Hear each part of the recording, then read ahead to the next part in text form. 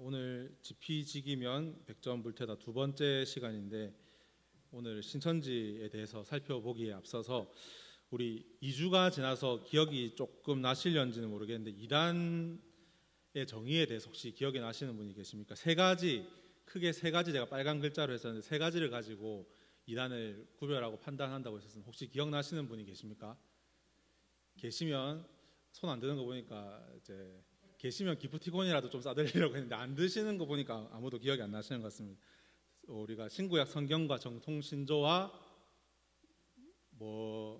이쯤 나오면 하나 나와야 되는데 교리를 가지고 우리가 이단을 구별한다고 했는데 이단의 정의 잊어먹으셔야 제가 이 페이지를 준비한 의미가 있습니다. 같이 한번 읽어볼까요? 시작.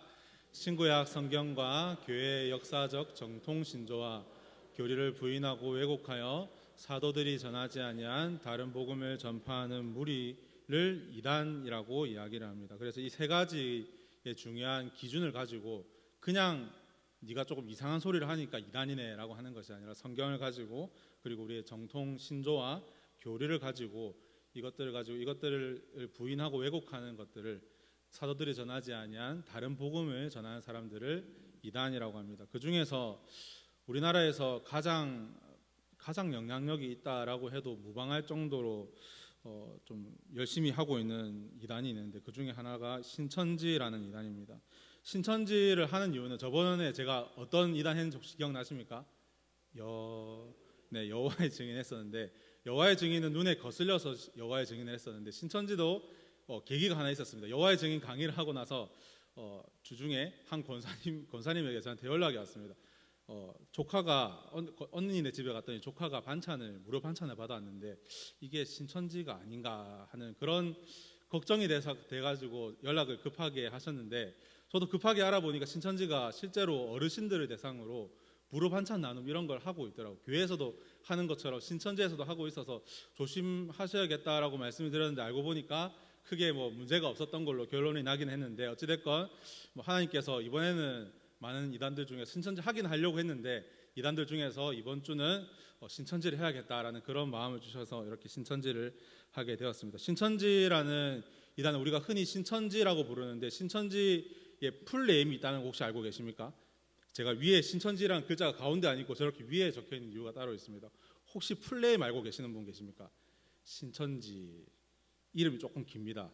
신천지 모르셔서 다행입니다. 알면은 신천지일 수도 있는데 모르시니까 신천지 예수교 증거 장막 성전입니다. 무슨 그냥 신천지 하면 신천지지 이름이 이렇게 기냐라고 하실 수가 있는데 신천지의 풀네임이 나름의 역사와 전통을 가지고 있는 그런 풀네임입니다.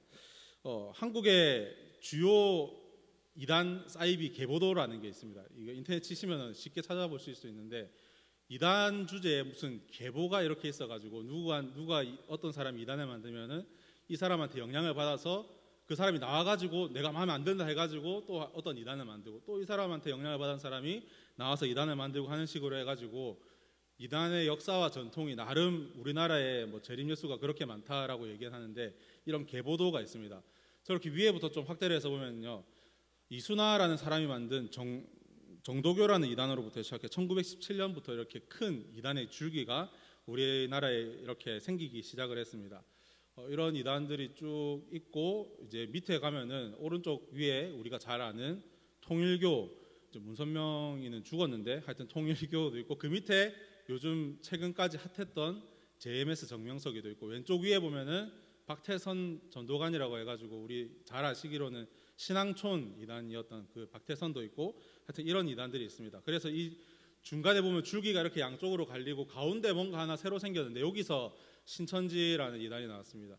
김종규라는 사람이 하는 생명교회의 영향을 받은 유재열의 장막성전이라는 것이 있었는데 거기서 이 장막성전이라는 이단이 4가지가 이렇게 나오게 되었습니다. 그 중에서 성남 장막성전, 무지개 장막성전, 증거 장막성전 그리고 마지막으로 이만희가 만든 신천지 예수교 증거 장막성전이라는 것이 이렇게 나왔습니다. 그래서 이게 풀네임이 무슨 별 의미가 없는 것 같지만 나름 자기 딴에는 어떤 의미를 장막성전에서 영향을 받아서 나온 그런 이단들이기 때문에 거기서 자기가 이름을 앞에 붙여가지고 신천지 예수교 증거장막 성전이라고 해서 이렇게 이단을 이만희라는 사람이 만들었습니다.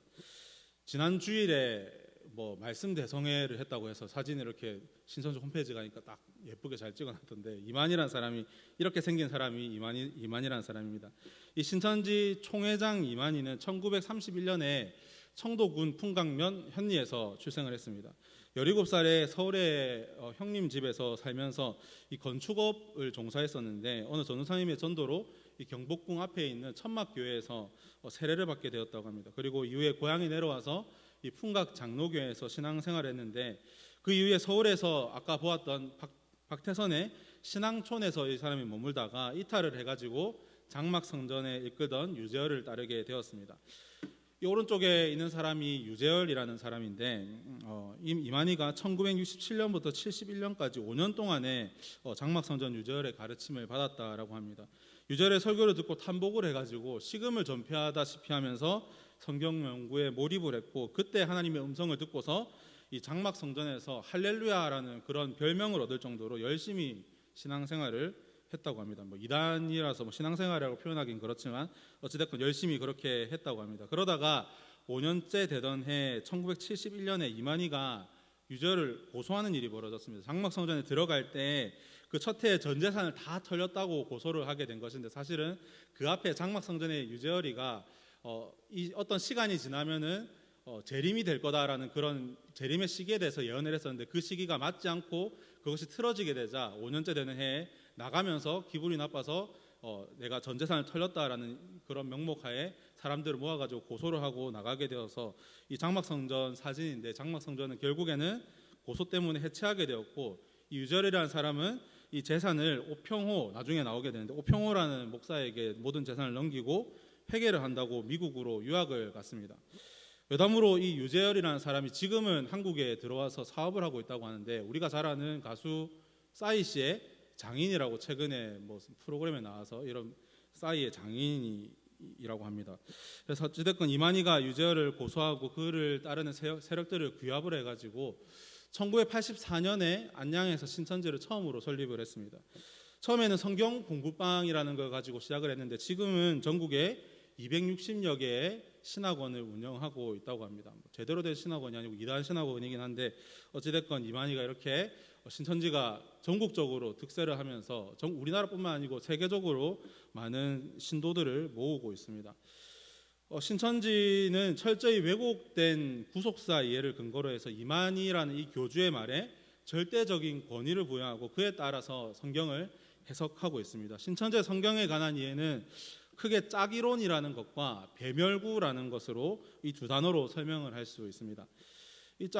우리는 성경을 읽을 때 우리는 성경 전체의 흐름을 보면서 그 흐름을 따라서 읽고 우리는 성경을 이해합니다. 그런데 신천지는 이 전체 성경의 흐름이 아니라 성경 구절을 중심으로 성경을 보고, 그 구절 안에서도 단어를 중심으로 성경을 해석을 합니다.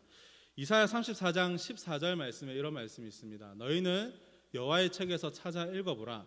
이것들 가운데서 빠진 것이 하나도 없고 제 짝이 없는 것이 없으리니라는 이 말씀을 근거로 성경의 단어들에는 모두 다 짝이 있다라고 이렇게 주장을 합니다. 예를 들어 창세기 3장에 나오는 우리 선악과를 맺는 나무가 그냥 나무가 아니라 다니엘서 4장에 보면은 이 느부갓네살 왕의 꿈에 나오는 그 나무라고 말하면서, 그 나무가 하나님의 백성을 괴롭혔던 나라인 느부갓네살 왕을 상징한다고 해가지고 선악과도 마귀의 열매라는 식으로 그런 식으로 이렇게 짝이론을 가지고 해석을 하고 있습니다.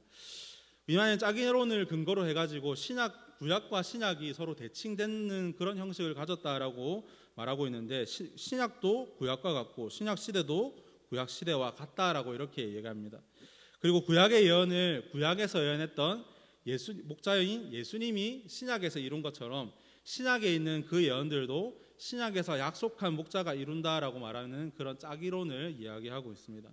신약의 예언은 때가 되면은 택한 목자를 통해서 밝혀주시는데, 그 목자가 바로 자신이라고 얘기합니다. 그래서 신천지 홈페이지에 가보면은 그 신천지 인사말인데, 인사말 맨 위에 보시면은 이렇게 약속의 목자라고 자신을 이렇게 딱 떡하니 소개하면서 자신을 신격화하고 있는 것을 볼 수 있습니다. 결국 이 짝이론이라는 것은 자신이 신약의 예언을 성취할 약속의 목자라고 만들기 위한 수단에 불과한 것이라고 할 수 있습니다. 그 다음으로 신천지의 주요 교리 중 하나인 배멸구라는 것이 있는데 혹시 이거 뜻 아시는 분 계십니까? 배멸구. 알아도 이단이라고 말 안 하겠습니다. 이거 유명한 거라서 좀 이단에 대해서 관심 가지신 분들은 아실 것 같기도 한데 세 가지 단어의 첫 글자를 앞에 줄인 건데 구는 뭐가 있습니까? 우리 구원이고 배는 배신 아니고 배도고 멸망이고 배도 멸망 구원을 줄여서 배멸구라고 이렇게 우리가 줄여서 이야기를 합니다. 이 배도멸망 구원은 데살로니가 후서 2장 1절에서 4절의 말씀을 근거로 주장하고 있는 것인데 3절 말씀에 보면은 이런 말씀이 있습니다. 누가 어떻게 하여도 너희가 미혹되지 말라. 먼저 배교하는 일이 있고 저 불법의 사람 곧 멸망의 아들이 나타나기 전에는 그날이 이르지 아니하리니. 이 말씀의 배교, 우리는 지금 배교라고 개역 개정판에는 적혀 있는데 개역 한글판에는 보면은 배도라고 적혀 있습니다. 그래서 이 말씀에 배도 멸망이라는 단어가 적혀 있어서 신천지식 그 비유풀이에 미혹된 성도들이 이 앞뒤 문맥은 아무 생각도 하지 않고 이 성경에 배도 멸망이라는 이 단어가 있다라고 해서 배도 멸망 구원의 교리를 이 신천지 사람들이 주장을 하고 있습니다. 신천지에서 최초로 발간한 교리책의 내용인데 종교세계 관심사라는 책에 이런 내용이 있습니다. 거기 보시면은 성경의 역사가 중간에 보면은 성경에서 밑줄 쳐져 있는데 목자 선택, 언약, 배도, 멸망, 심판, 구원, 재창조, 새 언약, 부활의 순서로 이 성경의 역사가 이 사이클을 가지고 계속해서 돌아가고 있다라고 그래서 주장을 합니다.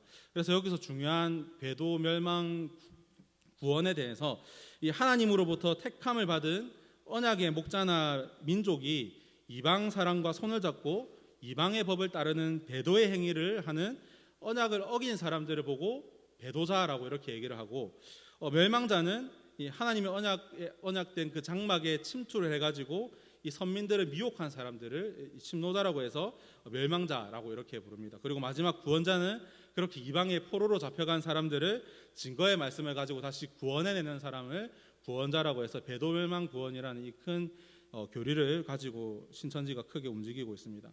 그래서 신천지는 이 언약, 배도, 멸망, 심판, 구원의 이 역사가 계속해서 반복해서 지금까지 일어나고 있는데 재림예수라고 불리는 이만희가 구원자가 되어서 이 모든 것을 마지막으로 이제 해결하고 이 세상의 역사는 끝이 난다라고 이렇게 주장하고 있습니다. 그래서 이 순환이 마지막으로 되었다라고 하면서 주장하는 것이 바로 이 사이클입니다.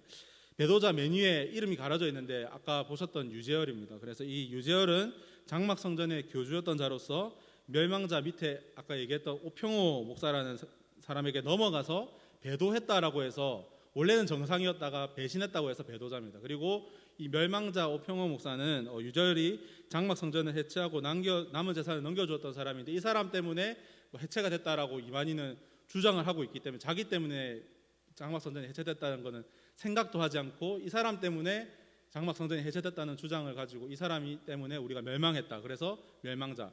그리고 이런 순환 속에서 구원자인 자신이 말씀으로 세상 사람들을 구원할 것이라고 주장하고 있어서 나는 구원자다라고 이렇게 이야기를 하고 있습니다. 하나님의 말씀인 성경은 우리가 읽을 때 앞서 말씀드렸다시피 그냥 한 구절 한 구절만 읽고 그 뜻을 내 마음대로 읽고 해석하는 것이 아니라 우리는 성경을 문맥을 따라서 읽으셔야 됩니다. 글을 읽을 때 문맥을 고려하지 않고 그냥 글을 읽으면은 글쓴이의 의도와 전혀 다른 의미로 우리가 글을 읽을 수밖에 없기 때문입니다. 성경의 문맥 전체의 문맥이 무엇인지 우리가 생각을 하고 그 말씀의 앞에는 어떤 이야기가 있는지 그리고 그 말씀이 있으면 그 말씀 다음에는 어떤 이야기가 있는지를 살펴볼 때 우리가 성경이 그 한 구절이 가진 말하고자 하는 참된 의미를 알 수 있기 때문에 문맥을 고려해서 성경을 읽으셔야만 합니다. 신천지처럼 성경에는 다 짝이 있으니까 그 짝이 있다는 식으로 앞뒤 문맥은 이야기 스토리는 아무것도 고려하지 않고 마음대로 성경을 읽게 되면은 그것은 하나님의 말씀을 하나님의 말씀이 아니라 내가 원하는 대로 짜맞추는 짜집기가 될 수밖에 없다는 것을 반드시 기억하시기를 바랍니다. 신천지는 배도멸망 구원에 대해서 얘기하면서 결국에는 예수님도 한때는 구원자로 일하셨지만 예수님이 실패했기 때문에 다시 그 배도멸망 구원의 사이클이 돌아가게 되었고, 결국에는 이만희 자신이 마지막 구원자가 되어서 이 사람들을 구원하게 된다라고 결론을 맺고 있습니다. 하지만 성경은 예수님의 구원 사역이 실패했다라고 말하지 않습니다. 오직 우리는 누구를 통해서만 구원받을 수 있습니까? 답을 안 하시는 분이 계신데, 우리는 누구를 통해서만 구원받을 수 있습니까? 네, 예수님을 통해서만 구원받을 수 있습니다. 예수님만이 구원받는 유일한 길이고 우리의 생명이 되신다는 사실을 굳건히 믿으시기를 소망합니다. 네, 신천지의 교리 중에 두 번째는 다른 이단들과 마찬가지로 왜곡된 기독론과 구원론을 가지고 있습니다. 계시록의 진상이라는 신천지 책에서 이만희가 이렇게 얘기합니다. 예수님은 육신을 입고 오신 하나님이 아니라 성령이 인간 예수의 육체에 임하심으로 하나님의 아들이 되었다. 이 말이 무슨 이야기입니까? 이 역사적으로 보면 이런 이야기를 하는 이단들이 많이 있었는데, 예수님이 육신으로 이 땅에 오셨다는 성육신을 부정하는 것이고, 예수님의 신성, 예수님의 하나님 되심을 부정하는 교리를 신천지가 이야기하고 있습니다. 이것은 계시라는 책에서, 신천지 책인데 이렇게 말하고 있습니다. 하나님의 나라에 올라간 자는 초림 때는 예수님뿐이요 그때 하나님은 예수님께 오셨다. 오늘날 하늘에 올라간 자도 내려온 자도 이 사도 요한격인 대언자뿐이며, 오실 영계의 나라 하나님과 예수님도 오직 사도 요한격인 목자에게 오시게 된다. 그러므로 성도는 깨달아 이 대언자에게 증거를 받아야만 된다는 것을 잊지 마시길 바란다. 이렇게 얘기합니다. 여기서 말하는, 계속 나오는 사도 요한격인 대언자, 목자라는 것은 다른 책들에서 이만희를 가리키는 말로 사용된 말입니다. 그러니까 이 말은 자신이 재림주라고 이렇게 얘기하는 것입니다. 우리가 이단을 구별할 때 성경과 신조와 교리를 가지고 구분한다고 했는데, 웨스터민스터 소교리 문답 21문에서 이렇게 질문하고 있습니다. 하나님께서 선택하신 자의 구속주가 누구인가? 쉽게 얘기해서 하나님의 선택하신 자, 즉 구원하시기로 하나님께서 선택하신 자의 구속주, 그러니까 구원자가 누구인지를 묻고 있는데, 답으로 이렇게 얘기합니다. 하나님께서 선택하신 자의 유일한 구속주는 하나님의 영원한 아들이시며 성육신하시어 하나님이시요 사람이신 신인의 구별된 두 가지 성품과 한 인격을 영원히 가지신 주 예수 그리스도이시다.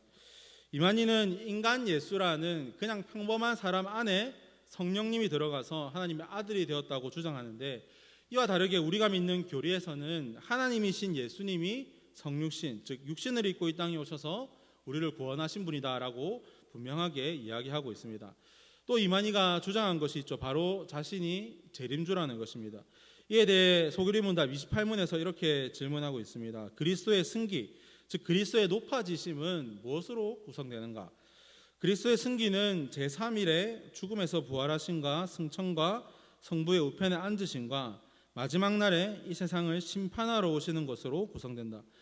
예수님의 높아지심이라는 것은 부활하시고 승천하시고 하나님의 우편에 앉으신 것과 마지막 날에 이 세상을 심판하러 오시는 것이라고 말하고 있습니다. 애초에 이 신천지가 주장하는 주장이라는 것 자체에 논리라는 것이 크게 없긴 하지만, 이만희의 이 말처럼 예수님이 목자인 자신에게 들어와서 자신이 재림주라고 말하는 것 자체가 말이 되지 않는다라는 것입니다. 요한계시록의 실상이라는 책이 있는데 여기서 이렇게 얘기합니다. 알파와 오메가는 시작과 끝을 말한다. 시작은 씨요, 끝은 열매다. 시작은 예언이요, 끝은 실상이다. 이 말씀은 아시아 한반도 땅에 세례 요한의 사명자가 길을 예비하고 있을 때 그리스도의 성령도 그것에 오셔서 역사하심을 말해준다. 이만희 자신을 가리켜서 사도 요한격인 사명자, 요한계시록의 알파와 오메가라고 이렇게 주장을 하고 있습니다. 그리고 자신을 계시록에 나오는 인치는 천사라고도 주장하고 있습니다. 살아계신 하나님의 인을 가지고 해돋는 데서 올라온 다른 천사에 대해서 논해보자. 이 천사는 하나님의 종들의 이마에 인을 치는 주인공이다. 사도 요한과 같은 입장에 있는 지상 사명자를 말한다. 여기서 말하는 이마에 인 치는 주인공, 사도 요한과 같은 입장에 있는 지상 사명자, 이 모든 것이 다 이만희 자신을 가리키고 있는 말입니다. 이렇게 사도 요한격인 사람이고 목자고 또 인치는 천사가 되는 이만희가 계시록의 진상이라는 책에서는 자신을 우리 흔히 아는 보혜사라고 주장하고 있는 내용이 있습니다. 오늘날 이 사람은 예수님이 보내시는 보혜사로 오셔서 사도 요한의 입장에서 성경을 가지고 너희인 우리에게 예수님의 뜻과 일을 알려주시는 것이다. 이 사도 요한격인 목자고 사람도 돼야겠고 알파와 오메가도 돼야 되겠고 또 머리에 인치는 천사도 돼야 되겠고 심지어 자신이 보혜사여서 삼위일체 하나님 중에 성령이라고까지 그렇게 말하고 있습니다. 무슨 하고 싶은 게 이렇게 많은지 욕심이 참 많은 사람인 것 같습니다. 대다수의 이단 교주들이 그렇게 주장하듯이 이만희도 자신을 신격화시켜서 결국은 자신을 믿어야만 구원받는다라는 그 주장으로 결론이 이어지고 있습니다. 초림 때 예수님을 택해서 하나님이 심판과 구원을 이루신 것처럼 재림 때인 지금은 약속의 목자인 자신을 택해서 이 심판과 구원의 역사를 이어가고 있다라고 주장하고 있습니다. 다시 오시는 예수님은 하나님께서 자기를 택하신과 같이 때를 따라 양식을 나누어주는 한 목자를 이만희를 얘기하죠. 빛으로 택하시고 그와 함께 성경의 예언대로 알곡과 쭉정이를 가르는 심판과 구원의 일을 초림 때와 같이 하신다. 그러므로 우리가 찾고 만나야 할 사람은 사도 요한격인 야곱, 이것도 이만희를 가리킵니다. 곧 승리자를 만나야 아버지와 아들의 계시를 받게 되고 영생에 들어가게 된다는 것을 명심해야 할 것이다. 그래서 결국에는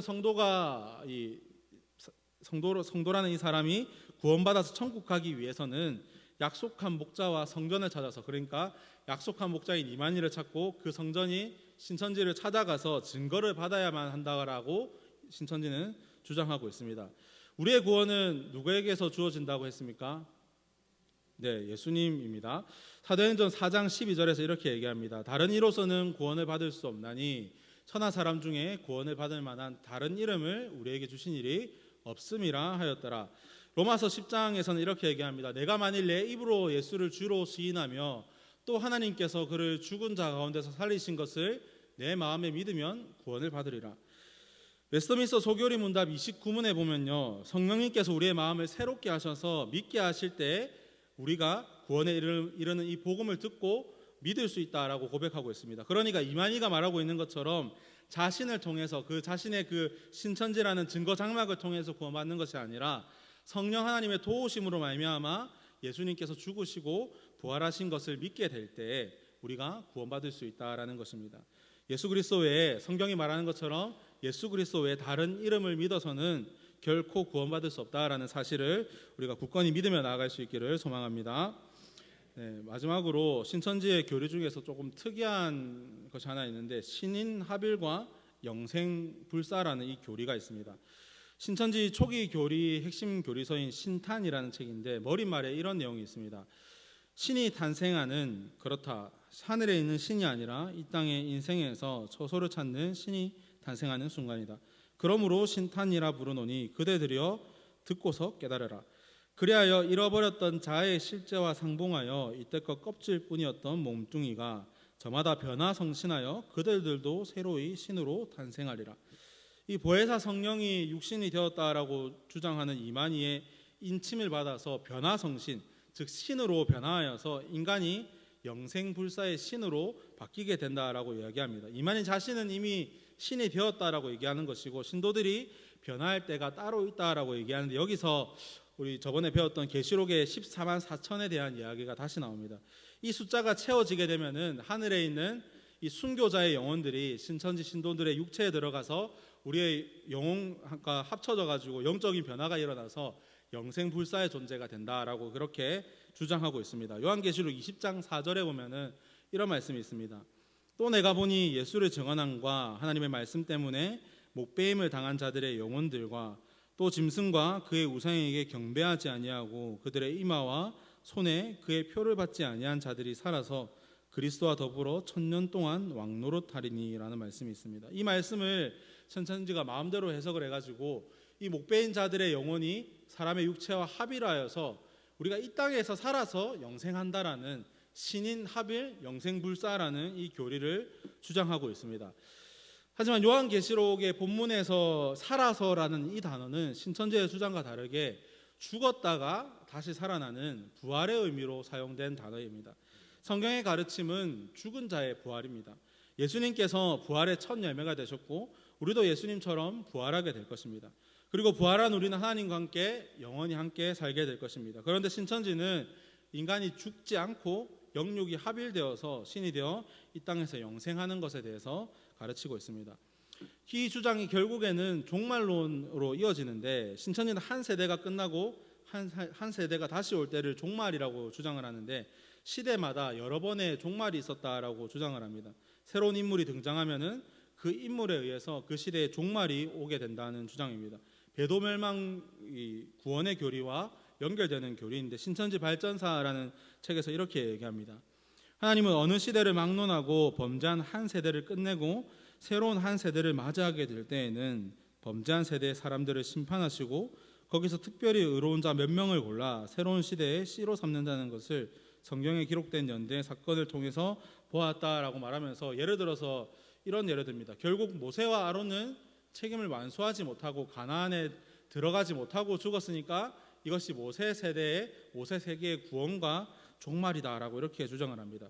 이렇게 말하면서 이 시대에는 교주인 이만희가 구원자로 나왔으니까 다시 종말이 시작되고 자신을 통해서 참된 구원이 오게 되겠다라고 주장을 하고 있습니다. 그래서 지금은 성경이 약속한 신천지 예수교 시대요, 증거장막의 시대이며 약속한 목자에게 증거를 받을 때이다.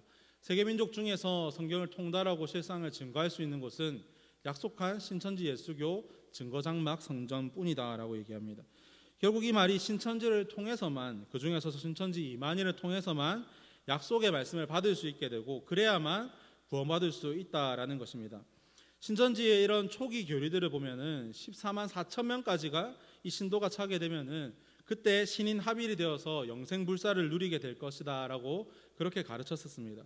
그리고 새하늘의 새 예루살렘이 청계산 아래에 과천의 신천지 예수교 증거장막 성전에 임할 것이라고 그렇게 주장을 하고 있습니다.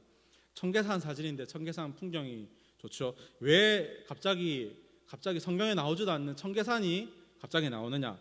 이 청계산의 계자가 신의 계자라고 합니다. 그래서 청계산이 신의 산이라고 주장하는 겁니다. 그래서 신의 산은 즉 강이 있어서 신의 산이 아니라, 신의 산은 강이 있는 것이 아니라 지명이 시나이 산이라서 신의 산이라고 우리가 말하는데, 그것도 모르고 무식하게 청계산이 신의 계자라가 붙어 있어가지고 청계산 밑에 있는 과천으로 이렇게 오게 된다라는 이런 주장을 하고 있습니다. 아무튼 이런 논리를 가지고 청계산 아래에 그 14만 4천 명의 신천지 신도들이 12지파를 통해서 지구를 영원히 다스리며 살게 될 것이다라고 가르쳤었습니다. 그런데 지금 신천지 신도수가 얼마쯤 되는지 혹시 알고 계시는 분이 계십니까? 14만 4천 명이 넘었을 것 같으십니까? 아니면은 저번에 배웠던 여호와의 증인처럼 아직 그 정도는 안 되었을 것 같으십니까? 네, 벌써 넘었습니다. 작년, 이건 아시네요. 어떻게 아시죠? 자, 2022년에 신천지 홍보 책자를 보니까 제일 최근 자료입니다.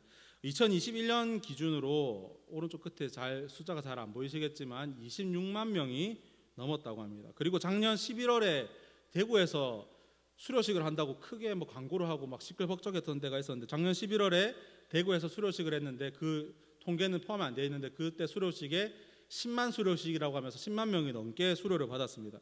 물론 탈퇴자들의 이야기를 들어보면은 그게 다 실제로 수료된 사람이 아니고 자기 구역에 12명이 있는데 6명이 그 수료식에 옷 입고 참가라는 권유를 받아서 참석을 했다.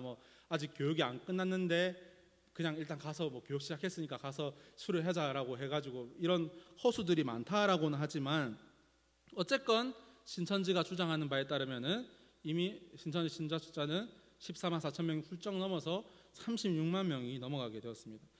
14만 4천 명까지만 구원받아 영생을 누리며 이 땅을 통치한다고 가르친 그 가르침은 어떻게 되었을까? 요즘 신천지 홈페이지를 가보니까 교리 강의들이 쫙 많이 있는데, 이와 관련된 영상을 계시록 7장과 관련된 영상을 찾아서 들어보았습니다. 무슨 소리인지 제가 2번을 조금 집중해서 들었는데 무슨 소리인지 도저히 이해가 되지 않아서 그냥 이 정도구나, 어떻게 14만 4천이라고 검색해도 안 뜨고요. 들어도 딱히 이게 명확하게 이거는 이거다라고 설명해 주는 것도 그냥 이렇게 설명을 하는데, 이런 표현이 맞진 않겠지만 이 사람들이 하는 소리가 제가 정상이고 이 사람들이 이상한 사람이라서 헛소리를 하고 있기 때문에 제가 이해를 잘 되지 않았나라는 그런 생각을 했습니다. 이 영상을 제가 유튜브에서 몇 번을 봤더니까요, 제 유튜브 알고리즘이라고 하시죠. 영상 관련된 영상을 보면은 그 관련된 영상을 추천해 주는 게 있는데, 왼쪽에 저 빨간 유튜브 마크 있는 거에 신천지 말씀 대성에 들어보라고 저한테 이렇게 광고가 뜨는데 혹시나 제 핸드폰이나 컴퓨터를 보시면서 지나가실 때 신천지 영상이 떠 있다고 박강도사님이 신천지 강의만 하고 사실 신천지가 아닌가 그런 오해는 안 하셨으면 좋겠습니다. 하여튼 아까 앞에 봤던 그 영상을 보면요, 약속의 목자 즉 이만희가 살아있는 인이 되었다라고 얘기하는데, 그가 영적인 새 이스라엘의 12지파를 창조해서 14만 4천 명을 인치게 되었고, 이후에 각 나라와 족속과 백성과 방언에서 흰옷 입은 큰 무리가 나오게 될 것이라고 약속했다라고 말합니다. 쉽게 얘기해보자면 처음에는 14만 4천 명이 되기 전에는, 그러니까 14만 4천 명만 구원받을 수 있다라고 얘기했다가 뭐 허수가 많기는 하더라도 실제로 그들이 주장하는 것이 그 숫자가 넘어서니까 14만 4천 명과 흰옷 입은 큰 무리, 성경에 나오는 단어입니다. 그 큰 무리를 구별을 해가지고 이 14만 4천 명은 세민족이고 또 입맞은 사람이고 알곡 성도라고 얘기하고, 그의 흰옷 입은 다른 큰 무리가 있다는 식으로 교리를 바꿨습니다. 이단들이 항상 하는 것이, 자주 보면은 그들의 교리를 그냥 손바닥 뒤집듯이 바꾸는 것입니다. 처음에는 이런 것이 맞다고 했다가 나중에 상황이 바뀌면 이것이 맞다고 하는 식으로 반복되는데, 이런 것들이 결국에는 이단의 거짓을 보여주는 한 예가 아닌가라는 생각을 하게 되었습니다. 지난 3월에 이런 기사가 떴습니다. 실제 기사의 제목을 스크린샷을 해서 잘라온 것인데 영생불사 말바꾼 신천지 이만희 해가지고 이런 기사가 떴습니다. 이만희가 영생불사에 대한 말을 바꾸려고 한다는 기사가 떴습니다. 지난 올해 1월에 제명된 전 신천지 신도에게 아직 신천지에 남아있는 한 사람이 보낸 카톡의 내용이 이 내용이라고 합니다. 내용이 긴데 결국 그 내용을 보면요, 이만희가 자신의 목숨은 하나님께 바친 것이라서 자신의 것이 아니라 하나님의 것이기 때문에 하나님이 영생을 거두시면 영생이 없다라고 이렇게 얘기를 했다는 겁니다. 그리고 그것을 아까 얘기했던 것처럼 모세의 비유를 해가지고 그렇게 설명을 하고 있다는 겁니다. 이만희가 바로 옆에 1시간도 안 걸리죠. 청도에서 태어났다고 했는데, 이건 제가 직접 간 건 아니고 인터넷에서 사진을 찾았습니다. 그 이만희가 태어났다고 말하는 그 동네 사진인데, 여기서 맨 왼쪽에 이 빨간 원에 보이는 이 집이 이만희가 태어났다고 말하는 생가라고 말하는 것이고, 가운데 보시면 파란 지붕은 만남의 쉼터라고 이렇게 자기들이 땅을 사고 만들어서 신도들이 오가면서 만남의 장소 겸 또 쉼터로 사용되고 있다라고 합니다. 그리고 오른쪽 위에 보시면은 묘지터가 보이시죠? 묘지터를 만들어놨는데 이곳에 시의 허가도 받지 않고 이만희 부모의 묘도 이렇게 옮겨놓고 그의 형의 묘도 옮기고 10여 개의 그런 가족 묘를 만들어 두어가지고 두었고, 이만희가 자신이 묻힐 곳도 미리 만들어 두었다라는, 이건 정확하진 않지만 그런 이야기가 있습니다. 이미 2013년에 그런 방송 장면인데 이런 기사가 떴었습니다. 당시에 2014년 당시에 그 몇 년 전에 이만희의 사후를 위해서 좋은 구술을 한번 했으면 좋겠다라는 그런 걸 가지고 무당을 찾아갔다라는 것입니다. 자신이 묻힐 땅을 미리 사두어서 가족의 묘지를 이렇게 만들어두고 또 억대 호화구술을 했다는 그 말 자체가 영생불사를 말하는 이만희 자신도 영생불사를 사실은 믿지 않고 있다라는 것 아니겠습니까? 그런데 성경과 우리가 믿는 교리에서도 영생불사에 대해서 가르치고 있습니다. 신천지가 말하는 영생불사와는 다르지만 우리도 영생불사하게 될 것입니다. 저번에 했던 내용인데, 여호와의 증인에 대해서 말씀하면서 했던 내용인데, 대교리 문답의 내용에서 이런 내용이 있습니다. 심판날에 악인은 지옥에 던져져 마귀와 그의 천사들과 함께 몸과 영혼이 다 같이 영원히 고통의 형벌을 받을 것이다. 그리고 의인은 어떻게 되냐? 하늘에 영접될 것인데 거기서 그들은 영원 무궁토록 모든 죄와 비참에서 해방되어 도저히 상상도 할 수 없는 기쁨으로 충만할 것이다. 마지막 날이 되면은 우리 모두도 신천지가 말하는 것이 아니라 성경이 말하는 것도 우리 모두는 영원히 살게 될 것입니다. 의인이든 악인이든 모두가 영생불사하게 될 것이지만, 악인은 영원한 고통의 형벌을 받게 될 것이고, 의인은 모든 죄와 비참에서 해방되어서 상상할 수 없는 기쁨으로 충만하게 될 것이다 라고 이렇게 이야기하고 있습니다. 신천지의 교리가 사실은 이것보다 더 많이 있고 정신없는 이런 교리들이 많이 있는데, 제가 이걸 정리하면서 세 가지로 크게 정리를 하면서 이게 여기도 들어가는 내용이고 이것도 저기 들어가는 내용이고 이런 복잡해가지고, 이만희가 사실 학교를 안 나왔거든요. 그래서 이 사람이 하는 교리가 논리적이지 않습니다. 그래서 여러 가지 이런 교리들이 있는데, 이런 교리들을 다 살펴보는 것, 이 교리를 짚고 가는 것도 가장 중요한 부분이지만 이것과 함께 중요한 것이 있어서 그 부분을 잠깐 나누려고 합니다. 바로 신천지의 포교 전략을 우리가 아는 것도 중요하다, 조금 더 중요한 부분이 아닌가라는 생각을 합니다. 다른 이단들과 달리 저번에 배웠던 여호와의 증인은 그냥 가판대 놔두고 그냥 서서 가만히 있는 사람들이라고 하면은, 신천지는 포교를 아주 열심히 하고 공격적으로 하는 사람들이기 때문에 우리가 이 신천지의 포교 전략을 아는 것이 우리가 실제적으로 조금 신천지를 피하는 중요한 방법이 아닌가 하는 생각이 듭니다. 신천지의 기본적인 포교 전략이라고 하면은 모략입니다. 속여서 전도한다라는 것입니다. 어떻게 신도들에게 속여서 거짓말하라고 할 수 있겠습니까? 예를 들어서 우리도 전도하자라고 얘기하는데 목사님이 뭐 교회 오면 돈 많이 받는다, 뭐 교회 오면 돈 많이 번다, 성공한다, 뭐 승진한다 이런 식으로 속여서 전도하라고 하면은 하시겠습니까? 근데 신천지는 속여서 전도하라는 것이 기본적인 베이스로 깔려 있습니다. 그들은 우리 교회들이 타락했다라고 보기 때문에 그렇게 전도하는 것이 아까 배도멸망 구원의 그 교리에 따라서 우리를 구원하는 것이라고 생각을 해서 모략 전도를, 모략 포교를 당연한 것이라고 생각하고 그렇게 진행하고 있습니다. 그래서 2019년도 자료긴 한데 뭐 이런 위장 교회들이 뭐 지금 부산이랑 대구 사진만 있지만 전국적으로 위장 교회들이 많이 세워놓고 있고, 마치 정통 교회인 것처럼, 진짜 그냥 평범한 교회인 것처럼 교회를 만들어 놓고 그곳에서 신천지 사람들이 포교를 하고 있습니다. 위장 교회가 얼마나 웃긴지, 위장 교회 사진은 아닌데 실제로 우리 교회도 이렇게 붙여놨던 것처럼 신천지 추수꾼의 출입을 금지합니다라는 이런 팻말을 붙여놓고 신천지 위장 교회가 있습니다. 그러니까 어디 교회를 소개받았는데 저 교회는 신천지 아웃, 뭐 신천지 추수꾼 아웃 이런 문구가 붙어 있으니까 안전하겠다라는 그런 생각을 안일하게 해서는 안 될 위기에 있다라는 것입니다. 그리고 신천지의 모략 포교 방법 중에 하나 유명한 거죠. 산홍기기라는 모략 포교 방법이 있습니다.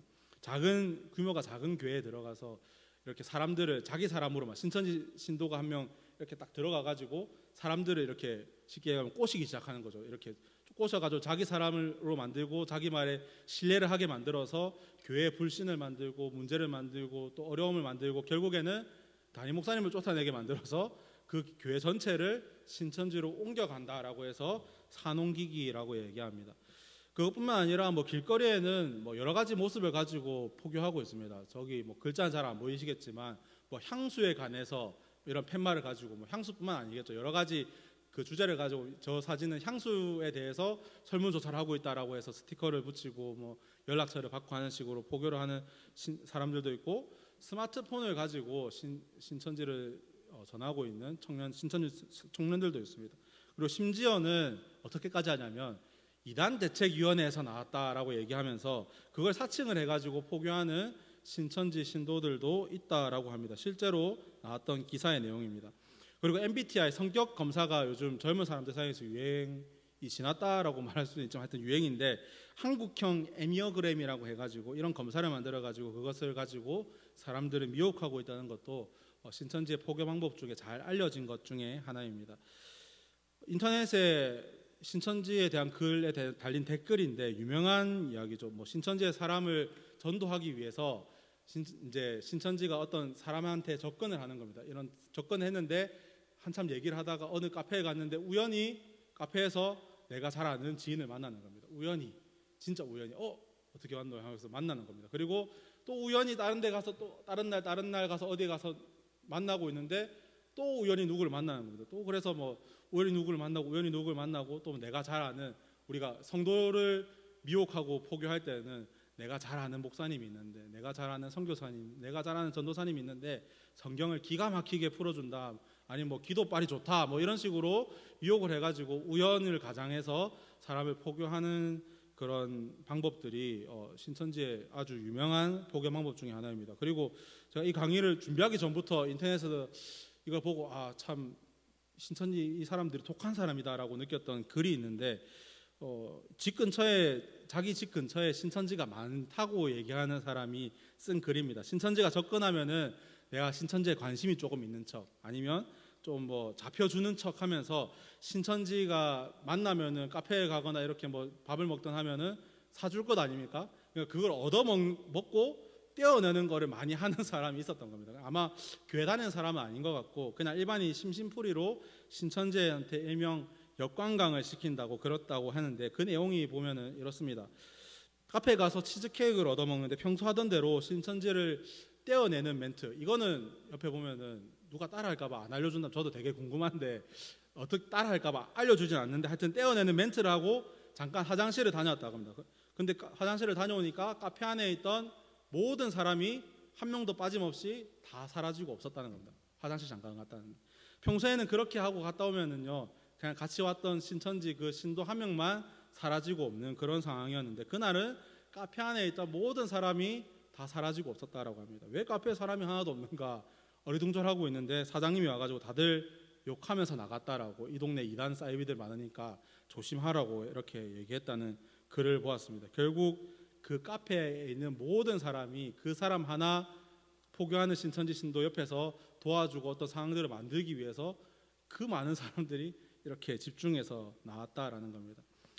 2022 이렇게 이전까지는 사실 모략 포교를 가지고 포교했던 신천지의 포교 방법이 2021년을 기준으로 조금 급변하기 시작했습니다. 2021년 1년 2월 14일자로 신천지 총회장 우리 이만희 씨가 각 지파 전도부에 내린 특별 지시사항의 내용이 인터넷에 있습니다. 뭐 제가 신천지라서 어디서 주워온 건 아니고 인터넷에 검색하시면 오늘 보신 사진 모두는 인터넷에 다 있습니다. 각 전도부를 통해서 이메일이나 영상을 가지고 공개적으로 오픈하고 전도를 하고 보고를 하라는 그런 특명이 내려졌습니다.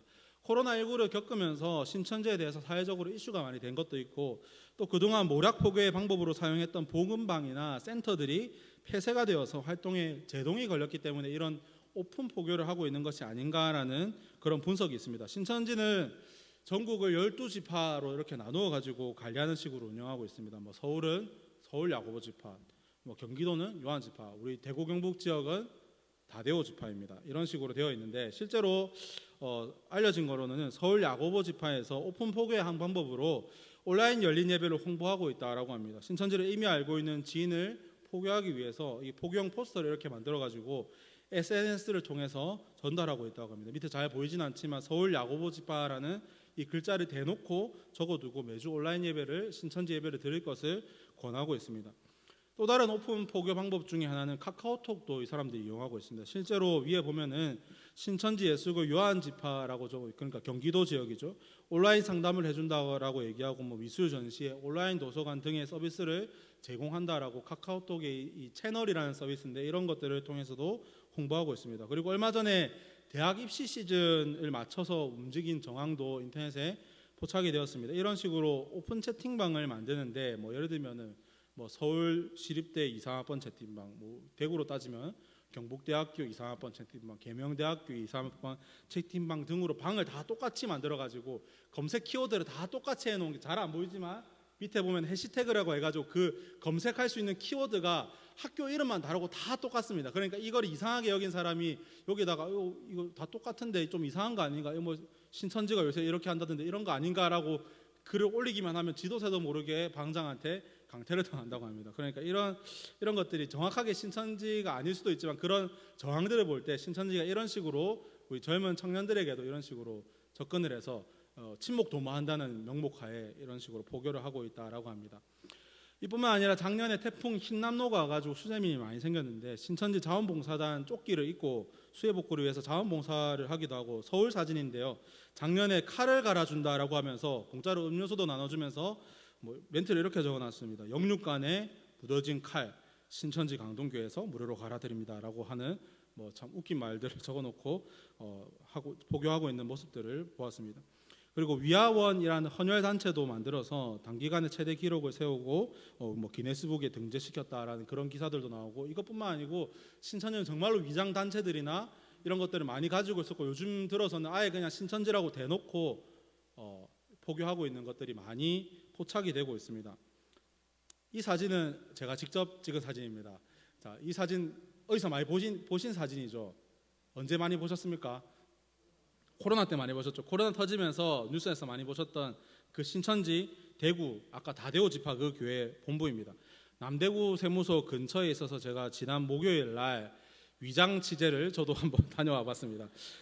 앞에 보니까 뭐 볼링장도 적혀 있고 그러는데 뭐 실제로 문을 이렇게 열려고 한번 안에 뭐층 안내더라도 한번 더 찍어보려고, 건물만 찍으면 재미없으니까 안내더라도 좀 찍어보려고 문을 열려고 해보니까 문은 닫혀 있어서 찍지 못했는데, 오른쪽 꼭대기에 보니까 이렇게 적혀 있더라고요. 신천지 예수교 증거상막 성전이라고 이렇게 대놓고 붙여두고 있고, 주차장에 가보니까 트럭에다가 이렇게 전광판도 설치하고, 밑에 보면은 예전에는 그냥 성경 세미나 뭐 계시록에 대해서 알려준다 약간 이런 식으로만 적었었는데, 요즘에는 그냥 신천지라고 적어놓고 뭐 온라인 세미나를 이렇게 광고하고 있는, 이런 준비하기 위해서 이렇게 세팅해 둔 모습들을 볼 수 있었습니다.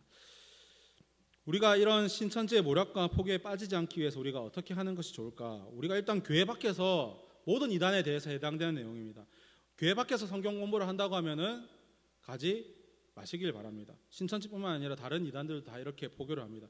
성경을 누가 기가 막히게 풀어준다더라 하면서 우연히 알게 된 그 사람이 신천지이고 이단일 가능성이 매우 높기 때문에 누구나 조심하고 조심해서 교회 밖에서 성경 공부는 하지 마시기 바랍니다. 성경 공부가 꼭 하고 싶으시면은 주일 예배를 통해서 하시면 되고, 특별히 이제 우리가 최근부터는 오후 사명 예배를 통해서 성경 공부를 하고 있으니까 공부를 하고 싶으면 여기서 하시면 되고, 교회 밖에서는 절대 하지 마시기 바랍니다. 그리고 비유풀이식의 가르침을 피하셔야 됩니다. 뭐 앞에서 많이 언급하진 않았지만 신천지는 주로 이런 비유풀이식으로 성경을 많이 해석하는데, 짝 이론과 결국 연결을 시켜서 뭐 이 단어가 여기서 이런 의미였으니까 저기서도 이런 의미다라는 식으로 비유를 자기 마음대로 풀이를 합니다.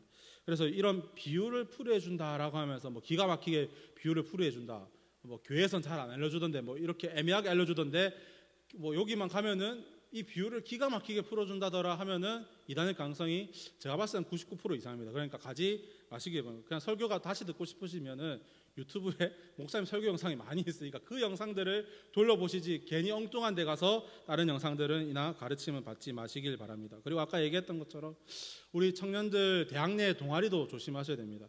대학 안에 위장 신천지 동아리들이 많이 있고, 심지어 당근마켓 안에도 이 모임들을 주선하는 기능이 있다라고 들었는데, 거기 안에도 신천지가 있다라는 이야기가 인터넷에 많이 올라오고 있습니다. 우리가 깨어서 조심하셔야만 됩니다.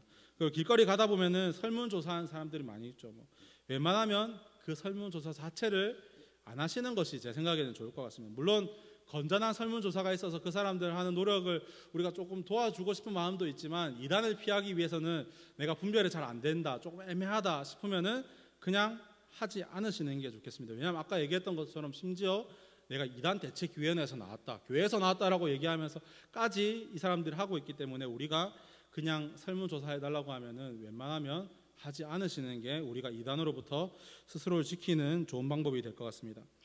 마지막으로 이게 핵심인데, 같이 한번 이거는 한번 읽어볼까요? 시작. 네, 모르겠으면 물어보시길 바랍니다. 우리나라는 손 들고 질문하는 거 잘 안 하기로 유명한 나라죠.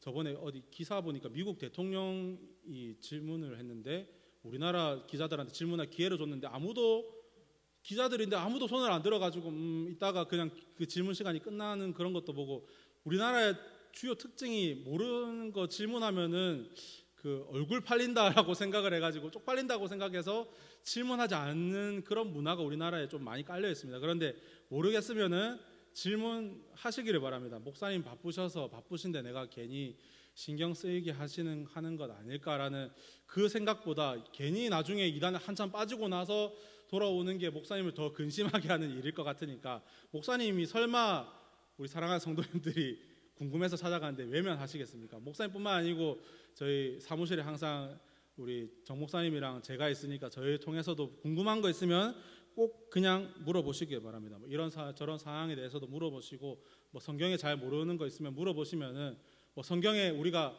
뭐 여기 갑자기 찝어서 저거 물어보면은 저는 잘 모를 수 있습니다. 저는 아직 목사가 아니라서 잘 모를 수가 있는데, 잘 모르니까 당장 답은 안 된다 하더라도 주석을 찾아보고 정말 바른 성경의 해석을 알려드릴 테니까 딴 데 가서 물어보지 마시고 교회에서 물어보시고 교회에서 하는 바른 성경의 가르침을 잘 받으셨으면 좋겠습니다. 그래서 우리 모든 성도님들이 정말 오늘 함께 나눈 신천지는 다른 이단의 거짓 가르침, 이 가짜 복음에 빠지지 않고 참되신 하나님과 그 참되신 하나님의 말씀을 가지고 이 어두운 세상 속에서도 우리가 빛으로서 담대하게 잘 살아가실 수 있기를 주님의 이름으로 축복합니다.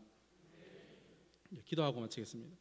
하나님 감사합니다. 오늘 우리에게 귀한 주일 허락하시고 또 말씀 듣게 하시고 또 오후에는 또 이단 강의로 함께 나아갈 수 있도록 인도해 주시니 감사합니다. 하나님 정말로 이단이 판을 치고 이단이 이젠 대놓고 포교라는 이 시대 가운데 우리를 긍휼히 여겨주셔서 아버지 우리가 이단에 빠지지 아니하고 오직 교회에서 가르치는 바른 가르침을 배우고 바른 말씀을 들어서 하나님 우리가 온전히 하나님만을 바라보며 예배하는 자들이 될 수 있도록 인도하여 주시고 이 어두운 세상 속에서 하나님이 주신 그 빛을 가지고 담대하게 잘 살아갈 수 있는 우리가 될 수 있도록 하나님 역사하여 주시옵소서. 감사드립니다. 예수님의 이름으로 기도합니다. 아멘.